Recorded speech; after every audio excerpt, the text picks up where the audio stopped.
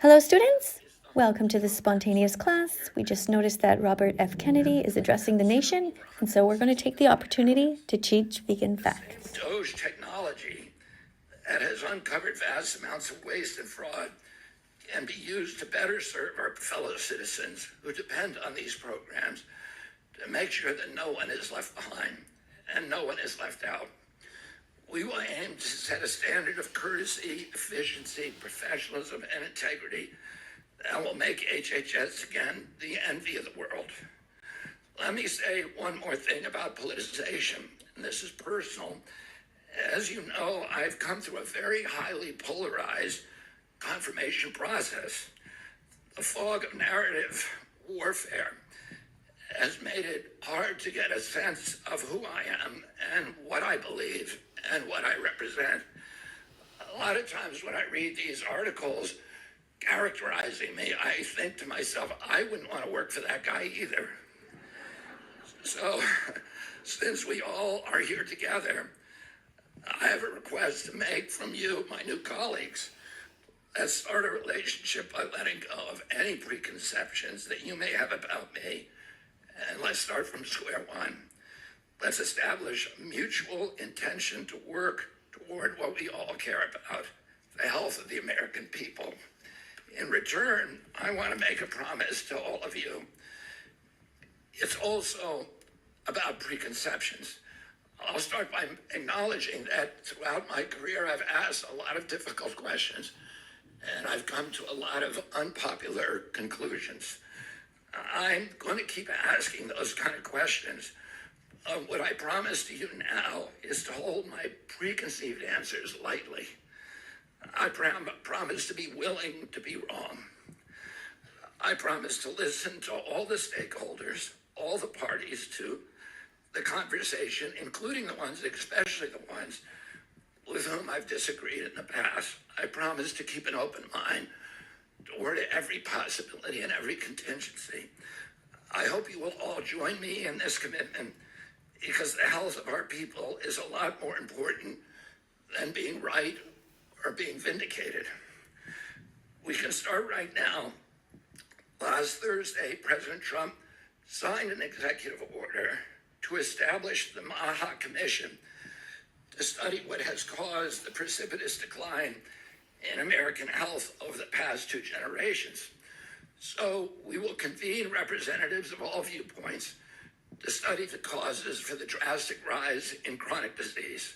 Some of the possible factors we will investigate were formerly taboo or insufficiently scrutinized. The childhood vaccine schedule, electromagnetic radiation, glyphosate, other pesticides, ultra-processed foods, artificial food additives, SSRI and other psychiatric drugs, PFAs, PFOAs, microplastics. Nothing is going to be off limits. Whatever belief or suspicion I have expressed in the past, I'm willing to subject them all to the scrutiny of unbiased science. That is going to be our template, unbiased science. That's something that will make us all proud of this agency and of our role in restoring American health. Let's commission research that will satisfy all the stakeholders once and for all. Let's use protocols that we all agree on in advance and not alter the outcomes of the studies when they're halfway through and that they look inconvenient. Let's all depoliticize these issues and reestablish a common ground for action and renew the search for existential truth with no political impediments and no preconceptions. Finally, I want to ask you to think about an even larger challenge to this agency. If we're really going to end the chronic disease epidemic, we need to recognize the connection between the physical decrepitude that now beleaguers our citizenry and the pervasive spiritual malaise that has left so many young people feeling alienated, dispossessed, disconnected, purposeless, and hopeless. Spiritual and physical maladies thrive on one another. They feed on one another. Our overall wellness must begin with a spiritual question. How do we relate to ourselves, to each other, to our communities, and to the planet? Vested interests in malignant political actors profit and flourish when we are atomized and fragmented, and uncertain when we can be easily propagandized, when we live in fear and helplessness and victimization. These forces prefer to have us in terror and anxiety, which disable our capacity for critical thinking and make us more compliant and more credulous. They want us hiding from ourselves to avoid our own shadows and dulling our pain and loneliness through sedation and distraction. Yet inside of us, we know that love and self-knowledge are the only true paths to good health.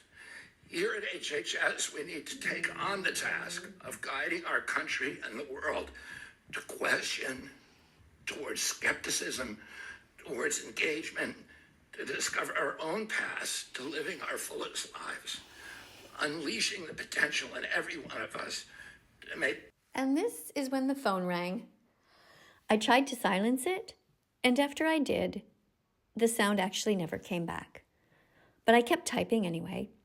I could hear the sound, but it wasn't recording. So this is very interesting. Here we have the live going on, and I keep typing and reminding people to be as vegan as possible and to remind them that the definition of veganism is to not exploit animals, not to eat them, not to wear them, not to use them, not to commodify them, not to utilize them in any way. So this is what you can do when you go to a live stream. Can remind people that science is very important, that they can be healthy and happy as vegans. Remind them that soy milk is nutritious. Remind them that everyone can be vegan. And remind them that it is the ethical thing to do. It takes 100 clicks to be vegan. You have to get the message into your head that it is healthy. You have to understand that you will be fine. As long as you eat a wide variety of veggies, fruits, nuts, legumes, and seeds, you will do great. Being vegan is easy for any sane person who just does a little bit of planning and doesn't just drink Coke and eat chips all the time. Staying healthy is very important. How can you protect the animals if you're not already taking care of yourself?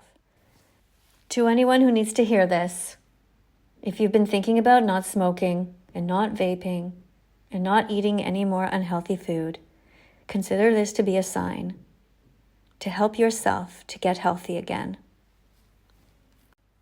A healthy person has 1,000 dreams. A sick person only has one, the wish to get better. Thanks for being here, and I'll see you all tomorrow. Bye for now. These are the videos everyone should watch. Dominion, Earthlings, Cowspiracy, Seaspiracy, What the Health, The Game Changers, Forks Over Knives, Oak Chop. These are the videos everyone should watch.